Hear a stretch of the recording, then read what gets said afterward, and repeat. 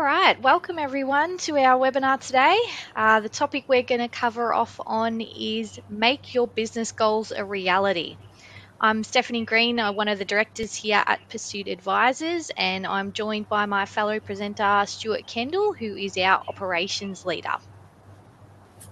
Hey everybody. All right, to start the day off, I wanted to set a thought of the day. So a goal without a plan is only a dream, from Brian Tracy. Now, I want to give you a really clear example on how this thought applies to our topic today. Now, I know, Stu, you enjoy a round of golf, and I must admit, a goal of mine for this year was to play 10 rounds of golf before the end of the financial year. But I've got 3 little boys at home. I've got a husband who's got his own hobbies. So Saturdays and Sunday mornings are both taken up with sport. My husband actually plays golf on a Saturday afternoon, and then Sunday afternoons are our family time. So it really does not leave a lot of time to fit any rounds in for myself. So if I left that goal of playing 10 rounds in the financial year as is, and that was all I did, the odds are pretty low that I'd actually achieve that. But what if I found a babysitter? So I went out and I found someone that could watch the kids for me on a Sunday afternoon. Do you reckon that'd change the odds at all? Or what if I renewed my golf membership or got a summer membership to try and avoid this rain that we're currently having pouring down on the office roof? Or what if I convinced the other business partners to set up a corporate team and had a corporate team for Pursuit? Do you reckon that'd change the goal? Having that plan in place is going to make my goal a lot more achievable, wouldn't you say? All right, before we get stuck in today, I do want to throw in our usual disclaimer. So the information in this educational webinar is general in nature and no substitute for tailored advice specific to your particular circumstances. Key points we're going to cover off on today are the law of results, goals and what makes a SMART goal, what gets in the way of achieving those goals, habits, and what are you going to implement. Now, as an accountant, our New Year's starts on 1st of July, so I've only just recently set my goals for the year, but I'm guessing a lot of you would have set some New Year's resolutions back in January. Stu, are you with me on only having just set yours, or are you a New Year's Eve kind of guy? Oh no, New Year's is July for me too, Steph. Yep. I think that's true for most accountants out there. Well, we're almost at the end of July now, so we're over halfway through the year already, which it's gone crazy fast. So how's everyone going with those resolutions? Have you made any progress to achieving those goals? By now, we should really be at least halfway there. So setting the goal is really only the first step. What results do you have to show for the first half of the year? Because at the end of the day, it's the results that matter.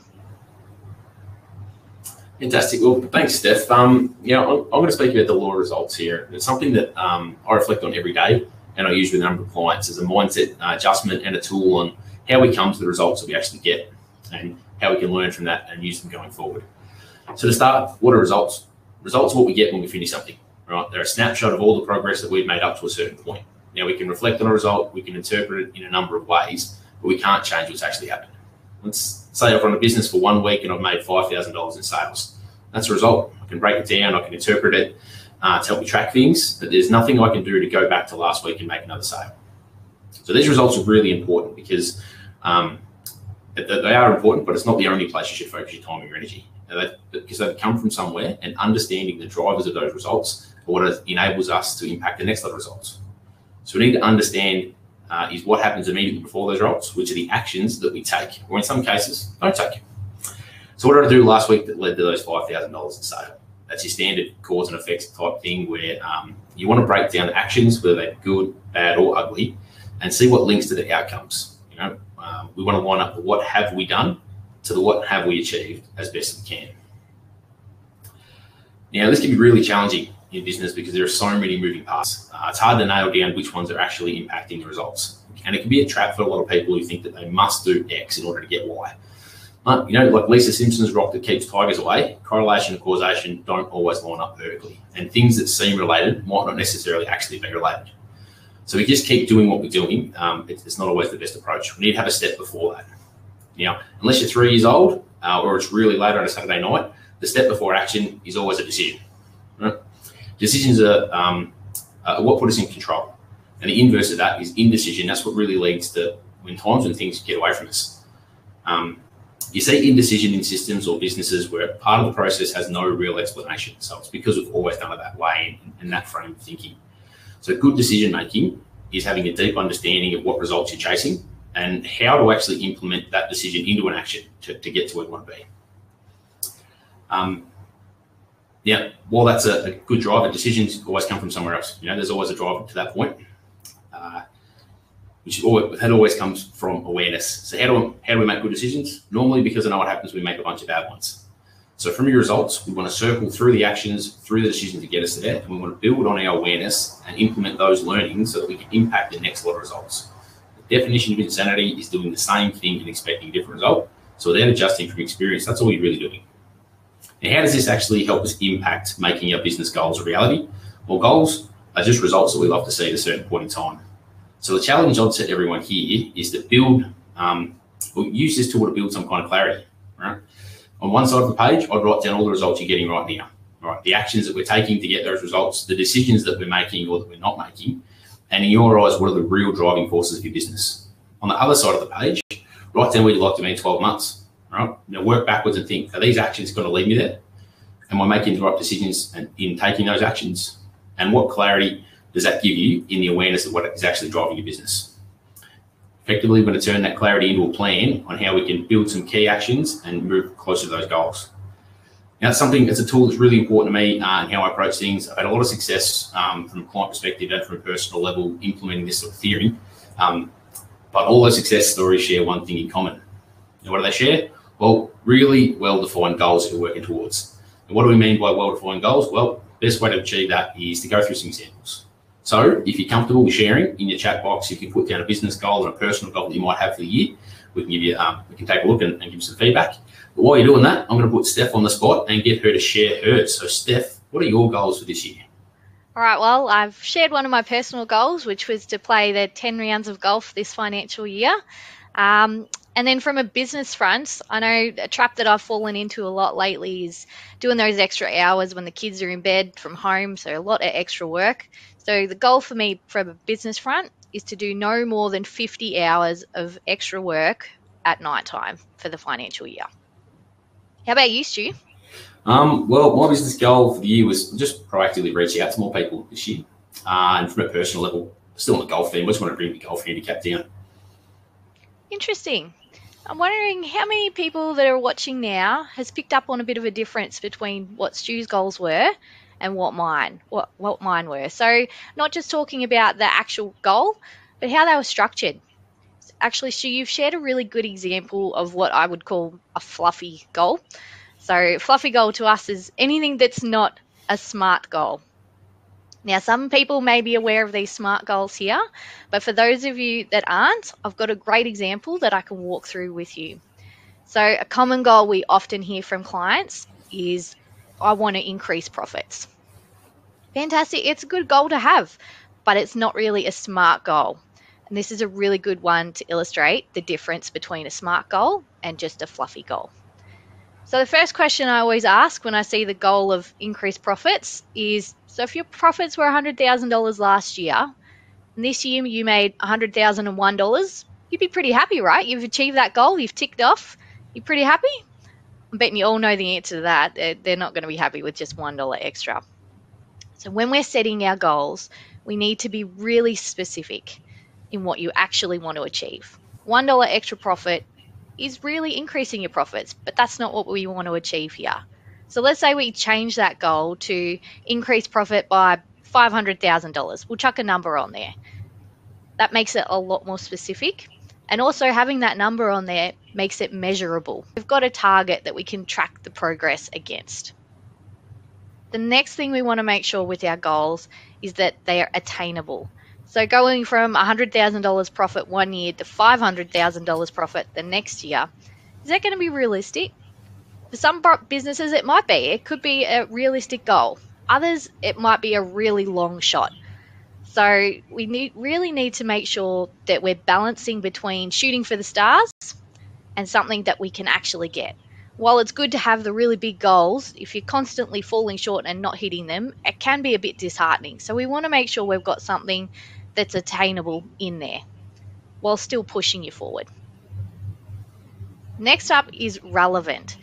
So it's easy to say you want more profit, but if you are actually looking to scale down your business, you want to spend more time with the family, is increasing your profits from 100,000 to 500,000 really what you're trying to achieve? Or would it be maintaining your profitability instead?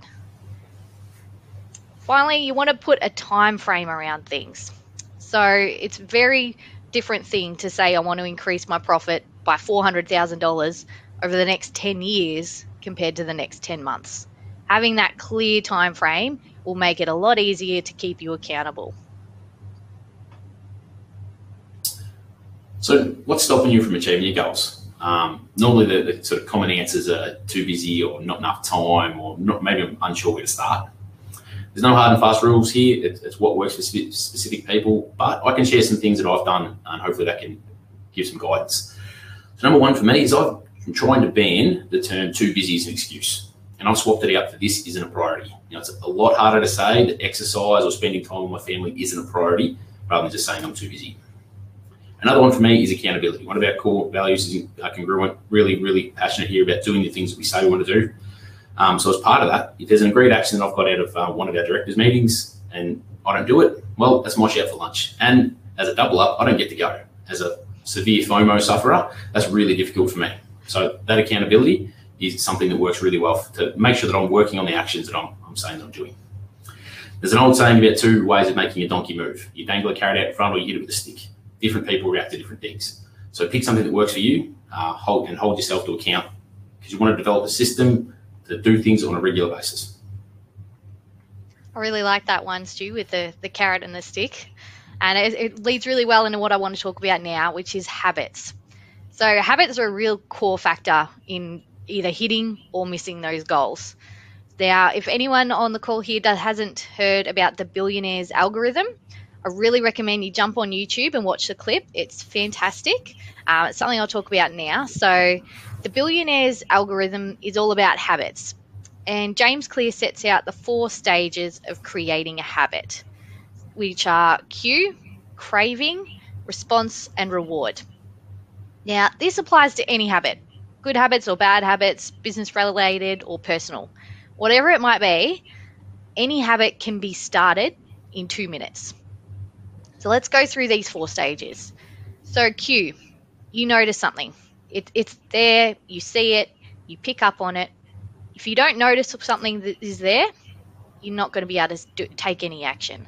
Now I'm going to use a bad example here. So a bad habit, because it's really clear in stepping out these 4 stages. So let's say you're watching too much TV. Your cue is that the TV is there. You see the TV, you know it's there.